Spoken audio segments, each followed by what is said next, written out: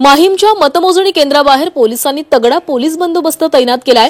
मतदान प्रक्रिया पार पडल्यानंतर ईव्हीएम सुरक्षित स्थळी ठेवण्यात आल्यात। 23 तारखेला मतमोजणी होणार आहे। या दरम्यान कोणताही अनुचित प्रकार घडू नये यासाठी मोठा पोलीस बंदोबस्त ठेवण्यात आलाय।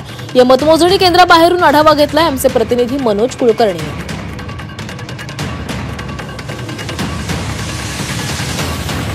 विधानसभा निवडणुकीची प्रक्रिया जी आहे ती अंतिम टप्प्यात आलेली आहे। काल मतदान झालेलं आहे। अनेक उमेदवारांचं भविष्य या ईव्हीएम मध्ये बंद करण्यात आलेलं आहे आणि हा ईव्हीएम आता मतमोजणीच्या ठिकाणी आणण्यात आलेला आहे। मी आहे आता माहीम विधानसभा मतदारसंघातल्या या ईव्हीएम मशीन ज्या ठिकाणी मतमोजणी होणार आहे त्या ठिकाणी आहे।